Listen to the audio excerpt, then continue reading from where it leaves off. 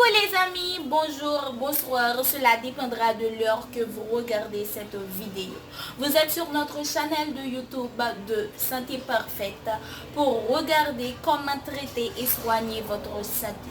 Nous vous disons déjà merci de bien vouloir vous abonner avec notre chaîne de Santé Parfaite. Cliquez sur la cloche pour rester en contact et recevoir les nouveaux vidéos.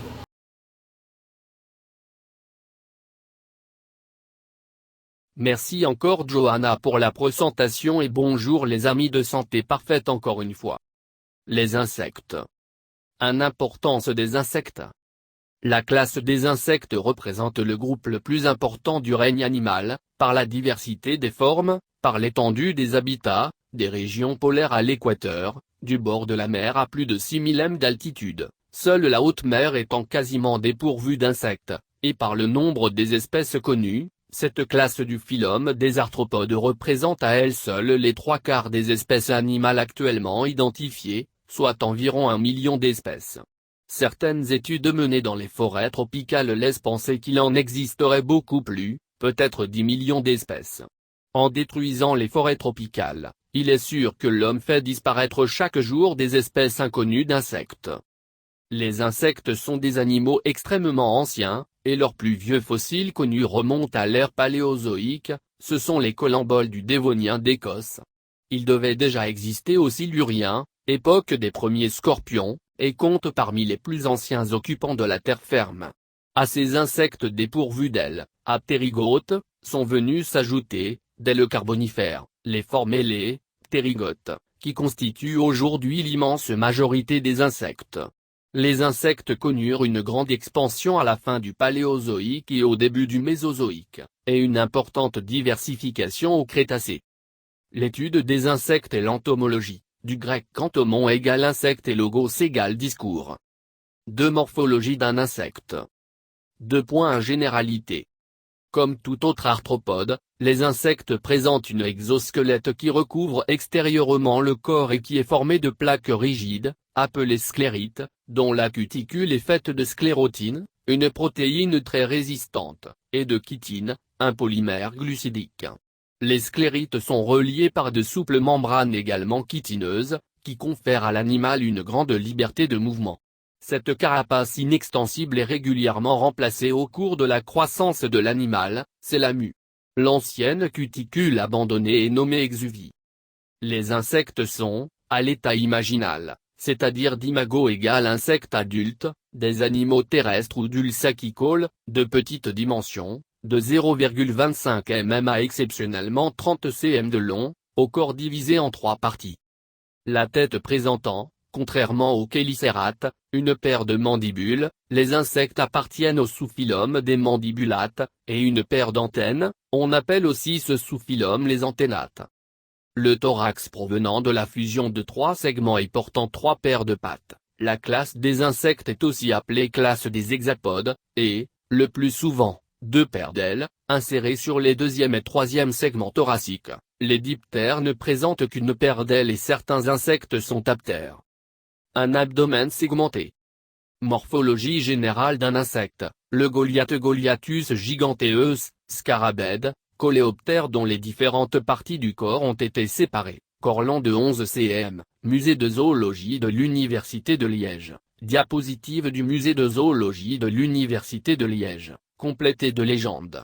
Remarquez le reploiement complexe de l'aile de vol, à droite, qui lui permet, au repos, d'être complètement recouverte et protégée par l'élytre. Dessin d'une guêpe Vespula specie, Vespide, hyménoptère, de sa tête et de ses pièces buccales vues par-dessous, dessin original réalisé par Eric Walraven.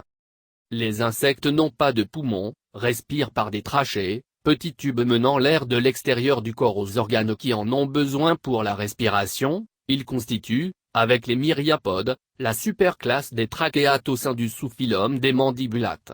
Ces trachées prélèvent directement l'air ambiant chez les stades terrestres et aériens, et l'oxygène dissous dans l'eau chez les stades aquatiques. Les organes permettant ces échanges sont les trachéobranchies. L'hémolymphe des insectes, de couleur variable, jaune, brun, rouge, vert, n'a donc pas la fonction d'oxygénation qu'on lui connaît chez les vertébrés. il conduit néanmoins aux cellules les aliments digérés et en emporte les déchets. 2.2 Morphologie détaillée. 2.2.1 La tête et ses appendices. La tête des insectes provient de la fusion ancestrale de 6 segments primitifs, dont le premier porte les yeux, le deuxième les antennes, le troisième le labre, le quatrième les mandibules, le cinquième les maxilles ou mâchoires pourvues de palpes maxillaires, et le sixième le labium ou lèvres inférieures, pourvues des palpes labiaux. Outre de simples ocelles, la tête porte des yeux composés, faits de très nombreuses facettes ou ommatidies, et permettant une vision bien meilleure que chez les arachnides. Le spectre des couleurs perçues est, par rapport à l'homme, décalé vers le violet. Les insectes ne voient pas le rouge lointain, mais perçoivent une fraction ultraviolette de la lumière solaire, et leur perception différentielle de l'environnement s'en ressent fortement. Certaines fleurs nous paraissant unies peuvent être bigarrées aux yeux des insectes. Dessin illustrant la morphologie céphalique d'un insecte. Dessin de gauche d'après Beaumont et Cassier, dessin de droite d'après Snodgrass. Au point con, œil composé. Mandibule. Hawk, ocelle. MX, maxille. Antenne. Pas.mx, palpe maxillaire. Labre, labium. CL, clipéus. Pas.lb, palpe labiale. Tête de grande sauterelle verte femelle Tetigonia viridissima, Tatigoniide, orthoptère, Liège, vallée de la Meuse, province de Liège, Belgique, 4 août 1993, diapositive originale réalisée par Eric Walraven. Les antennes ont souvent un rôle tactile et sont fréquemment le siège des sens du goût et de l'odorat, celui-ci est très développé chez les mâles de certains lépidoptères. La buveuse mâle Trix potatoria, l'Asiocampide, lépidoptère, Amois, Condro, province de Namur, Belgique, 20 juillet 1992, diapositive originale réalisée par Eric Walraven. Les pièces buccales sont de différents types selon les ordres d'insectes. Chez les orthoptères, les coléoptères ou certains hyménoptères comme les guêpes et frelons, les pièces buccales sont de type broyeur, les mandibules constituent de puissantes pièces solides et coupantes qui saisissent et découpent ou broient les aliments, les maxilles et le labium étant moins puissants, mais portant chacun une paire de palpes permettant de manipuler la nourriture.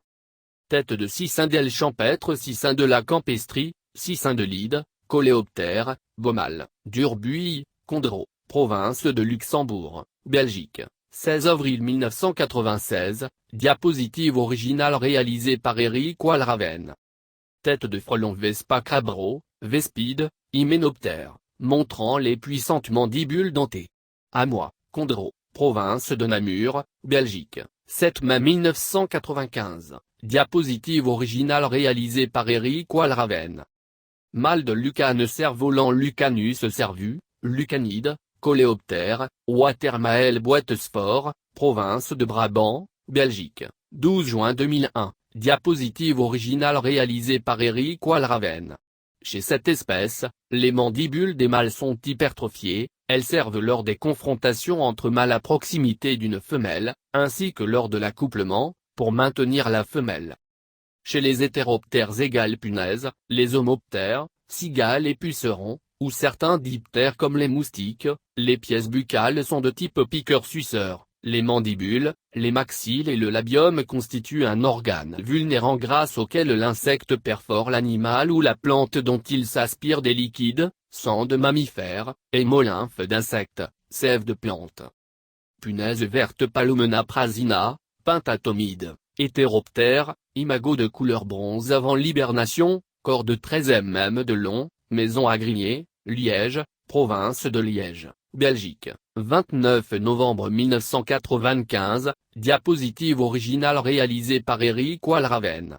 La flèche désigne le rostre, replié ventralement sous le corps.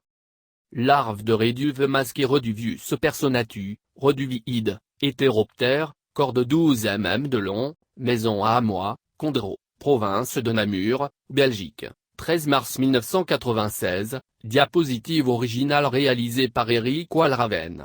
La flèche désigne le rostre labial, replié ventralement, protégeant un fin stylet acéré, fait des mandibules et maxilles, grâce auxquels il suce les proies animales.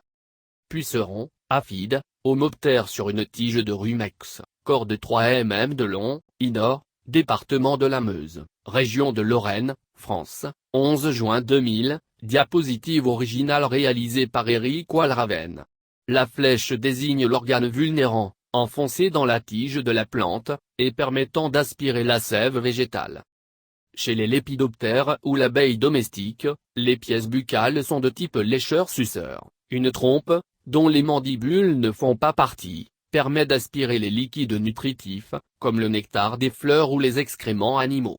Chez de nombreuses mouches, les pièces buccales forment une trompe ou un canal formé par les palpes labiaux permet de tamponner l'aliment en dégorgeant de la salive, puis d'aspirer l'aliment ainsi liquéfié. Trompe buccale, déroulement en cours, de grands marchangeants mâles à pâture à iris, nymphalides, lépidoptères, rosés, fagne, province de Namur, Belgique, 7 juillet 1989, diapositive originale réalisée par Eric Walraven. Trompe buccale déroulée d'un Vulcain Vanessa atalanta aspirant le nectar d'une fleur de Pathorium cannabinum, Laneille, vallée de la Meuse, province de Liège, Belgique, 22 juillet 1993, diapositive originale réalisée par Eric Walraven. Rhingia campestri, syrphide, diptère se nourrissant sur une fleur de Lobelia syphilitica, Amois, Condro, province de Namur, Belgique, 26 août 1999, diapositive originale réalisée par Eric Walraven. Remarquez la trompe étendue. 2.2.2 Le thorax et ses appendices. 2.2.2. Division du thorax. Le thorax, constituant la partie locomotrice du corps, est formé de 3 segments successifs nommés, d'avant en arrière, prothorax, mésothorax et métathorax, et portant chacun une paire de pattes. On distingue souvent le prothorax du ptérothorax, qui regroupe les mésothorax et métathorax plus ou moins soudés, portant chacun une paire d'ailes. Les plaques rigides formant chaque segment du thorax sont appelées tergites si elles sont dorsales, sternites si elles sont ventrales et pleurites si elles sont latérales. L'ensemble des tergites du thorax forme le notum, divisé en pronotum, mésonotum et métanotum. Selon les ordres d'insectes, le pronotum peut prendre la forme d'un large bouclier protégeant le thorax, on l'appelle alors le corselet, ou, au contraire, régresser et tendre à disparaître. Dessin illustrant la morphologie d'un insecte, d'après Snodgrass. T. Tête. Pr.S. Prosternum. Th. Thorax. Mé.S. Mésosternum. Abd. Abdomen. Mé.S. Métasternum. Pr.N. Pronotum. Sein. Sternite. Me.N. Mésonotum. Pl. Pleurite. Mt.N. Métanotum. Stg. Stigmate. Terre. Tergite. Cirque. Ta. Tarière. Imago femelle de grande sauterelle verte Tatigonia viridissima, Tatigoniide, orthoptère, Liège, province de Liège, Belgique, 4 août 1993, diapositive originale réalisée par Eric Walraven. Comparez la morphologie de l'insecte avec le dessin légendé précédent. Un excrément blanchâtre est émis par l'anus. Dectique versivore femelle très colorée Decticu versivoru, Tatigoniide, orthoptère, la condamine. Écrin, France, 15 juillet 1990, diapositive originale réalisée par Eric Walraven. Remarquez l'étendue du pronotum, les autres tergites du thorax étant très réduits. Andrenandrenas peci, Andronide, Hyménoptère, Traigne, Viroinval, Calestienne, province de Namur, Belgique, 3 juin 1995, diapositive originale réalisée par Eric Walraven. Remarquez l'étendue du mésonotum, le pronotum étant très réduit. 2.2.2.2 Structure d'une patte. Les pattes d'insectes sont faites d'un certain nombre de segments articulés. De la base vers l'apex, on reconnaît une hanche ou coxa qui s'articule avec le thorax, un petit trochanter, un long tibia, un long fémur et une série d'articles constituant le tarse, le dernier article étant pourvu de griffes ou autres structures adhérentes. Structure de la patte de blatte américaine Periplaneta americana, Blatide, Dictyoptère, bâtiment AXL, province de Brabant, Belgique, 11 octobre 1995, diapositive originale réalisée par Eric Walraven. Certaines pattes ont acquis une forme particulière en rapport avec leur spécialisation, comme les pattes postérieures saltatoires des orthoptères, dont les fémurs sont gonflés par la masse musculaire, comme les pattes fouisseuses de la courtilière, comme les pattes nageuses des insectes subaquatiques, ou comme les pattes ravisseuses des menthes religieuses. Chez les apides, des corbeilles de poils, situées sur les tibias des pattes postérieures, permettent la récolte du pollen. Imago mâle de Decticelle chagrinée platyclei albopunctata, Tatigoniide, orthoptère, Valouise, Écrin, France, 17 juillet 1990, diapositive originale réalisée par Eric Walraven. Remarquez les fémurs des pattes postérieures gonflés par la masse musculaire. La courtilière Grillotalpa, Grillotalpide, orthoptère, corps de 45 mm de long, Villarreal de San Carlo, Estremadure, Espagne, 19 avril 1992, diapositive originale réalisée par Eric Walraven. La courtilière vit presque continuellement sous terre. On l'entend bien plus qu'on ne la voit. De ses pattes antérieures façonnées comme des pelles, à l'instar de la taupe, elle creuse un terrier de l'entrée duquel elle émet son chant puissant. Notonecta glauca, notonectide, hétéroptère, corps de 15 mm de long, Amois, Condro, province de Namur, Belgique, 21 juillet 1994, diapositive originale réalisée par Eric Walraven. La troisième paire de pattes est transformée en rame efficace chez cette punaise qui nage sur le dos. Certains organes spécialisés sont situés sur les pattes des insectes, telles les fentes tympaniques de l'organe auditif des sauterelles et de certains grillons, localisés sur le tibia des pattes antérieures, juste sous le genou. Phanéroptère commun Phaneroptera falcata mâle, Tatigoniide, orthoptère, Dinan, vallée de la Meuse, province de Namur, Belgique, 26 août 1995, diapositive originale réalisée par Eric Walraven. Les tasses de nombreux insectes, lépidoptères, diptères, sont pourvus de soies énervées sensibles au goût permettant, par exemple, d'identifier les plantes hôtes sur lesquelles les papillons se posent pour y pondre spécifiquement leurs œufs. 2.2.2.3 Structure de l'aile. Les ailes sont formées d'une fine membrane constituée de 2 couches de cuticules accolées et tendues entre les épaississements que constituent les nervures alaires.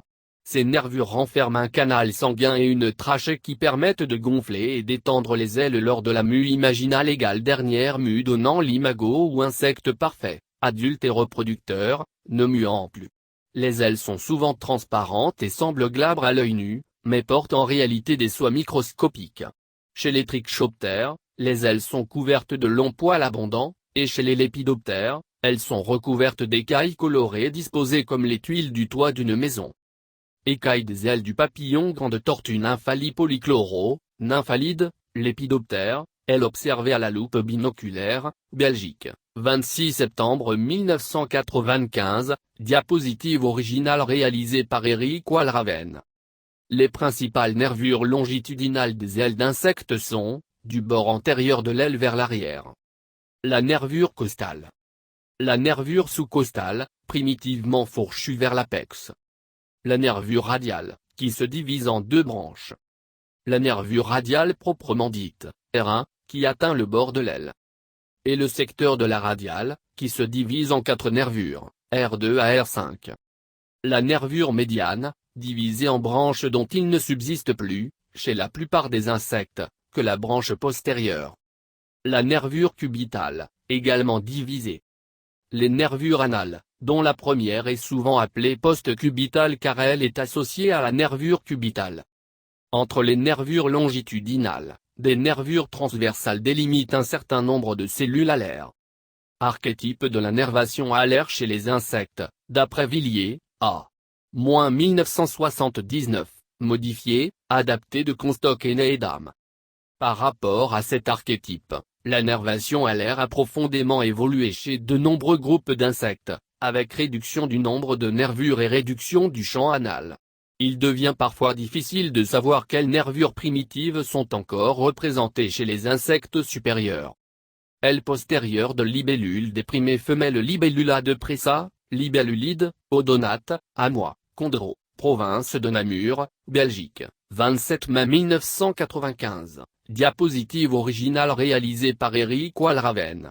La nervation primitive est encore assez proche de la structure originelle. Aile d'un frelon capturé Vespa crabro, Vespide, hyménoptère, Amois, Condro, province de Namur, Belgique, 27 juillet 1995, diapositive originale réalisée par Eric Walraven. La réduction extrême des nervures et la grande taille des cellules est typique d'un ordre d'insectes très évolué. Dans certains ordres d'insectes, la paire antérieure d'ailes ne participe plus au vol, mais recouvre et protège les ailes postérieures fonctionnelles. On parle d'élytres chez les coléoptères, de tegmina, tegmen au singulier, chez les orthoptères, ou d'émélytres chez les hétéroptères, dont les ailes antérieures sont coriaces à la base, mais membraneuses à l'apex. Envol d'un mâle de lucane cerf-volant Lucanus cervus, lucanide, coléoptère, Watermael boitesport, province de Brabant, Belgique, 2 juillet 2001, diapositive originale réalisée par Eric Walraven. Remarquez les ailes de vol déployées, protégées au repos par les élytres coriaces ici dressés. 2.2.3 L'abdomen. L'abdomen est formé d'un nombre variable de segments, 11 primitivement et au maximum, abritant, entre autres, les organes reproducteurs. L'abdomen porte, postérieurement, des appendices liés ou non à la reproduction.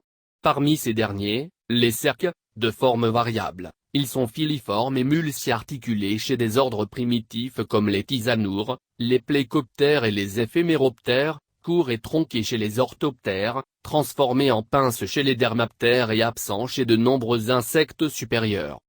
Éphémera danica, éphéméride, éphéméroptère, corps de 40 mm de long, la vacherie, Sainte-Aude, Ardennes, province de Luxembourg, Belgique, 24 juillet 1996, diapositive originale réalisée par Eric Walraven. La flèche indique les cercles abdominaux.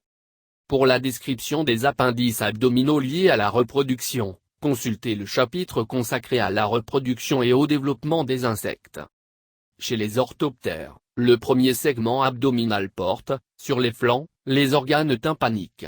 Chez les cigales, l'abdomen présente sur la face ventrale un organe phonique et acoustique, donc à la fois émetteur et récepteur de son. Position de l'orifice tympanique chez un criquet. Criquet noir ébène mâle Homocesturufip et gallo. Ventrali, acridide, orthoptère, corps de 15 mm de long, Dinan, vallée de la Meuse, province de Namur, Belgique. 31 août 1996, diapositive originale réalisée par Eric Walraven. Comme deux segments du thorax, les segments abdominaux antérieurs sont pourvus de trachées, sorte de tubules respiratoires communiquant avec l'extérieur par des stigmates, et conduisant l'air au tissu. Position des stigmates chez une chenille de phalène du bouleau Bistombe tularia, Geomtride, lépidoptère, corps de 57 mm de long, Grillet, Liège, province de Liège, Belgique, 11 octobre 1995, diapositive originale réalisée par Eric Walraven. Enfin, l'abdomen des insectes est le siège de glandes odoriférantes, de structures et de fonctions diverses. Staphylin odorante ossipusolène, staphylinide, coléoptère ayant captué une coccinelle, corps de 26 mm de long, Cargrilliné, région du Nord Pas-de-Calais, France, 25 septembre 1994. Diapositive originale réalisée par Eric Walraven. Remarquez les glandes odoriférantes répulsives à l'extrémité de l'abdomen. Merci de regarder les vidéos et n'oubliez pas de s'abonner avec nous, partager, commenter. Et cliquez sur la cloche pour recevoir les nouveaux vidéos si tu aimes, et nous avons beaucoup de surprises. À notre chaîne de Santé Parfait, nous vous aimons beaucoup et nous serons toujours là pour vous. Bonne journée dans le nom du Seigneur Tout-Puissant. Santé Parfaite vous souhaite bonne chance, à la prochaine. Merci d'avoir regardé les vidéos et encore une fois, n'oubliez pas de vous abonner en cliquant sur la cloche pour rester en contact et recevoir les nouveaux vidéos et surtout les surprises de Santé Parfaite. Nous vous aimons beaucoup et nous sommes là pour vous plaire, vous satisfaire. Ne l'oubliez surtout pas. Donc, nous vous disons À la prochaine et bonne journée avec Santé Parfaite. Que le Dieu Tout-Puissant vous bénisse. Merci. Mouah.